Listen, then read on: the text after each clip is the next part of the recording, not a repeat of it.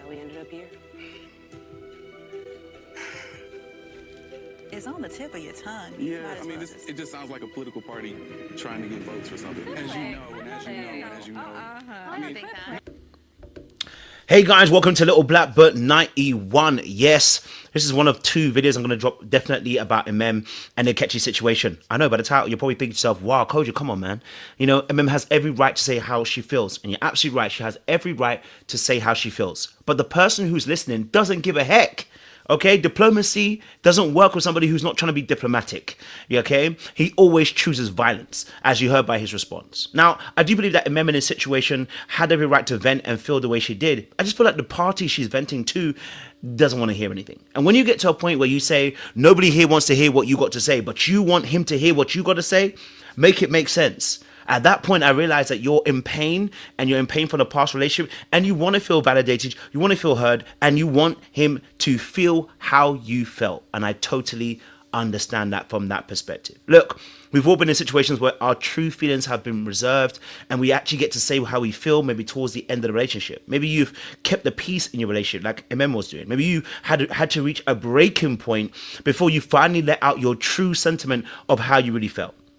And just for the other person to not really even care. I understand that. I've been in those situations before too. And that's exactly what happened with Emem and Ikechi in this particular episode. Ikechi does not care.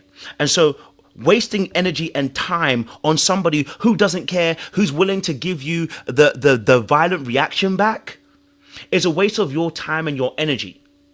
But when I drop part 2, I will talk about the healing that can come from actually saying how you feel, even if the person is not receptive.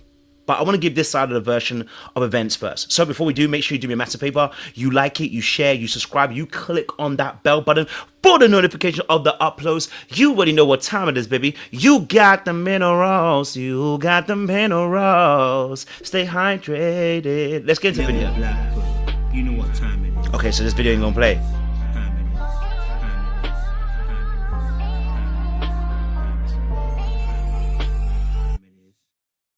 All right, let's play a little bit more of this clip. I mean, I feel like, hold on, you asked my opinion, I'm giving my opinion. And I'm giving mine. Okay, thanks. At the same time, like, Let's be honest, Ikechi is not the most favorite person in this group. Nobody likes him. I want to be honest with you, no one likes him. The men don't like him, the women don't like him. He is a deplorable character on this show. No one seems to want to get close to him. And he's made that himself. And therefore, as Emem quote unquote said, he's a monster. But I want to be very, very clear. I feel like Emem wasted her time. Why? Because she spent the entire marriage suppressing her true feelings and only now saying what she wants to say. Because she was afraid of looking at the angry black woman, or even per se really because she didn't actually have the tools maybe necessarily to speak up without being aggressive. And what I mean by that is now you get into a place where you're hurt and you're angry, you're now bringing all that weight into a conversation rather than addressing him at the very beginning when he was saying these things. And actually, yes, it hurts me, but I'm not gonna lie, talk to me like that. Had that been the case at the very beginning, maybe some of the frustration and the weight of what's coming may not have been so heavy. Right? Ikechi doesn't care for a very long time. And he's not going to care because he's an absolute bastard. Let him just honestly, he's a bastard. You know what I'm saying to you? And regardless of whatever he says about how she was, the way that he handles her in those moments where we're on the screen is unprovoked. The way he spoke to her on the table was unprovoked. The way he called her an arsehole, unprovoked. The way he's spoken to her here, unprovoked. This was slightly less unprovoked. And the way he has spoke to her when he was talking to Dr. Pia was unprovoked. A lot of these behaviors are unprovoked. All right? Emem has bottled up her emotions for far too long. She has to learn this lesson. Stop suppressing your emotions. The passive-aggressive movement of when you let things build up and then you respond and then it comes out the way it does is not going to help your future relationship. I'm thinking about her for the future, not now. All right. Throughout the season, we saw Emem frustrated, berated, hurt, bashed down. And whilst I agree, the experts need to take some smoke, because how dare they have more smoke for David and Madison over the situation than protect Emem, who was actually a victim in the situation. Let's be real. Right. But actually, instead of Emem expressing herself and actually expressing her pain and her hurt, she suddenly let it build up. And this is a classic peacekeeping behavior, which is often associated with people pleasing, that leads to what I call an outburst. And the outburst usually doesn't match the response that was given in the first place. So while you're trying to avoid the conflict and the emotional buildup that led up to the conflict, right, that leads up to the conflict, you're actually creating more energy later on that's going to have to come out eventually, right? And that is where this conversation with Ikechi is getting to. And I, in my honest thought of opinion, I believe that venting to this person is wasting your time. You're giving him all this emotional energy to somebody who checked out a very long time ago and does not care. The reason why we're even giving them that energy is because we want them to care, but they don't care. And that's the frustration. And when you can get to a place where you're able to say, do you know what? I don't care that you don't care. And so I'm not going to give you the satisfaction. Now, we've all been Emem, because we've all been in a situation with somebody who we know doesn't care about us, but we want to get off our licks and our shots. Pow, pow, pow, pow. We want to get it off. We want to. We understand. We've all been there. You know what I'm saying to you? And it felt good in that moment. But it gets to a point where you start to realize, actually, saying what you want to say because you want to go cat. After you get to a certain place of maturity, you realize that doesn't aid you.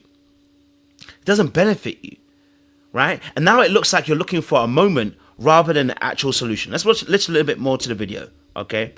Wasn't around y'all enough to say my opinion. Right. And you have heard that she has given her all, but the person that she was supposed to give her all to, I didn't get that. At the same time. Now, first and foremost, we know Ikechi talking about, obviously, you know, she meant to give her all. From what we saw her all.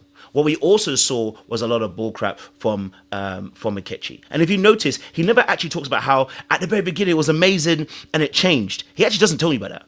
See, that's somebody who was invested. That tells that somebody who was actually seeing something change. And so you never actually hear Ikechi going, do you know what? In the beginning, it was so amazing. And you know what? She understood me, and then it flipped. He never, you notice he never says that? You know why? Because it never flipped. It was always that way. He never goes back to an origin point of when this thing actually happened. Yet we have seen his own behaviors. They were all over each other, especially Ikechi. So when did the flip happen? You notice that somebody who has a genuine argument against you will tell you, listen, at that time when you did that, that's when it flipped because you were doing X. My bicep looking good. That's when you did X, Y, and Z, and that's what frustrated me. But you never hear Ikechi going back to that moment. Why? Because that moment doesn't exist. He's always been in that place, which is why I'm saying it's a waste of time. I'm just like being insulted and being made feel small. It's just not a space that I want to be in. So I leave. Like, that's why y'all didn't see me. I didn't even want to come. How does her behavior affect him being in the group? Please let me know. Ikechi, how does her behavior affect you that you can't be in the group? You couldn't be around the men or the women. You came to the dinner party and you left early. When they tried to hold you accountable, you left early. When a friend tried to hold you accountable, you left early. Like you always seem to evade when people try to say something about you and let you know that this behavior isn't acceptable.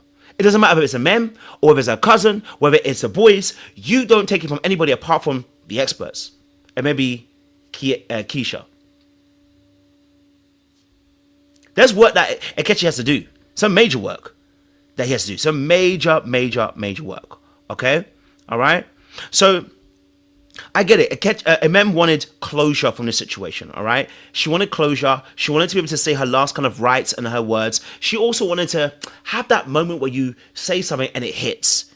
You know? It hits him. Now, he may be hurt, right? But you know when the person goes back and forth, sometimes you can get hit with your own recoil. And it's just like, is it worth it? Right? By the time you finally said something, he's already long gone. And now at the end of the clip, she's the one that's crying. She's the one that's frustrated. You're wasting your energy on somebody who has deaf ears, who doesn't have the capacity to even hear what you're saying. Right? So this happens in relationships when if you don't express your feelings in real time, RTT, you know how I love that word, you risk emotional explosion. Right? But let's watch a little bit more because I want to get that clip that he says. Come to the retreat. We all are adults. We all make decisions. And accountability is not something you're familiar with. Let me finish. Now, at this point, I understand what she was going on because accountability is his weakest point. I can't lie to you. That was shenanigans at the house was absolutely shambolic. and diabolical of the highest order and a level of stupidity that I cannot comprehend. But it was done, and I do believe that Emem's right on this one, to embarrass her. Because there's no way in your right, smart mind that Ikechi has that you bring 1 page of a divorce letter or divorce document and bring it there, and you've not read it to see that this is where she signs. You are trying to embarrass her. Now that is narcissistic, because you see, from what we've seen, listen, don't get it twisted, Emem is not perfect, but that was narcissistic.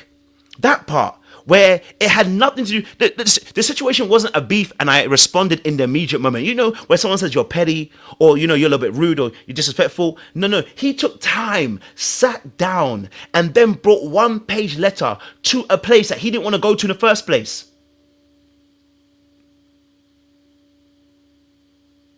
Yeah, you're diabolical for that. And I'm glad she handled you the way that she handled you. So yes, you have to be accountable. I think it's diabolical to do that.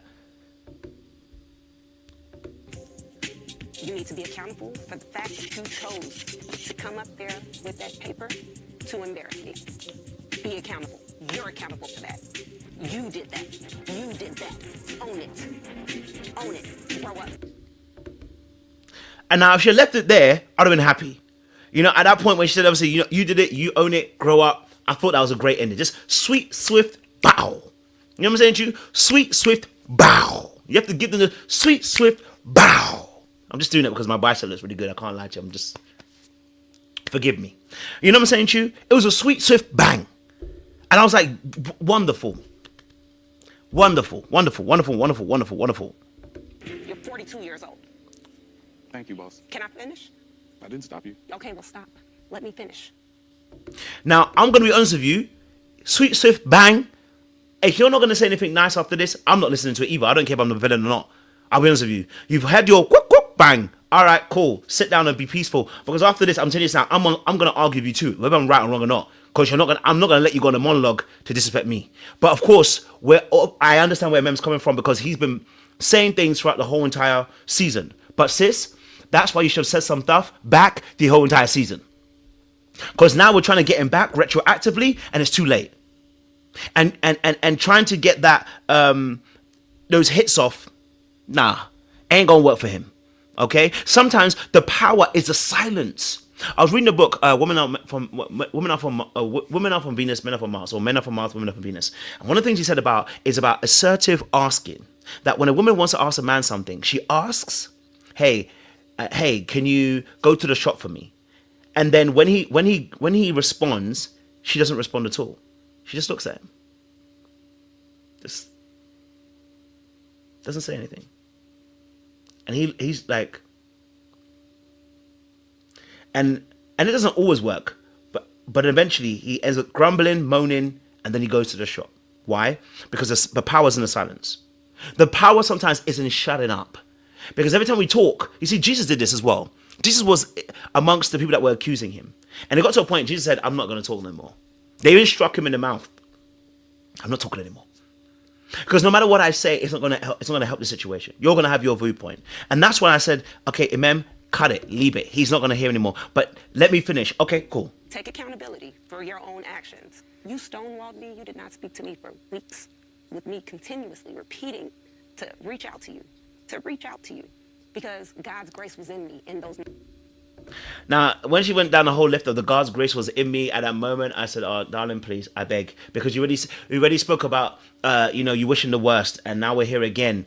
So now it's like, sis, I leave it alone. I beg, leave it alone now. Leave the God out of the situation. You know what I'm saying to you? Leave the God out of the situation. God is not here for that. The Bible even says, heap hot coals in your enemy. Baby, leave this one alone, okay? Just to say that this is for our own personal pain that we have. Because I understand where you're coming from. It's our own personal pain. Moments. You don't have that no more.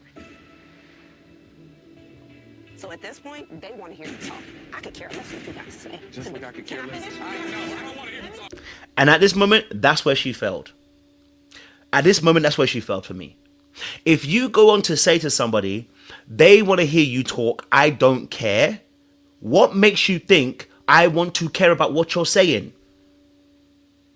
If you don't care about what I got to say, why do you think I'm going to care what you got to say? You're having a moment. and I don't care for it. And that's when I knew straight away. I said, oh, he definitely gonna fight back. Why would he not fight back? He doesn't care about you. He never cared about you. And you want to have a moment? Yeah, he ain't gonna let you have it. And that's why I said it's wasted breath, because you wanted to be able to scold him as you wanted to be able to scold him freely, and it's not gonna happen. With people that don't care about you, you're never gonna scold them freely. He was never accountable, and he's never sorry. Right? In the process, I'm gonna say this: Emem, save the energy for the healing, not the arguing.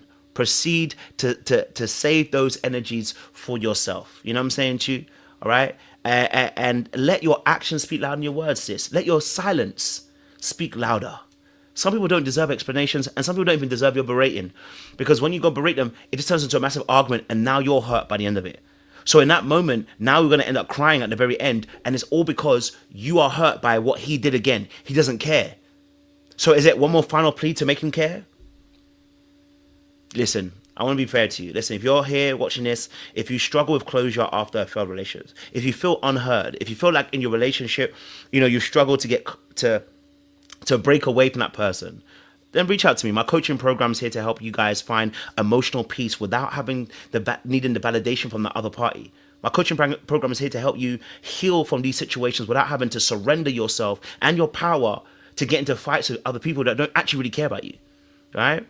So I'm gonna say this. My link is down below in the description box. Click it, sign up to the coaching. But for those of you as well who've watched and enjoyed this, like, share, subscribe, click on the bell button for notifications of the uploads. Let me know your thoughts down below. Do you agree or disagree? Remember, this is part 1 of part 2. We'll drop part 2 a little bit later. I appreciate you guys. We'll see you again soon. Black, you know what time it is.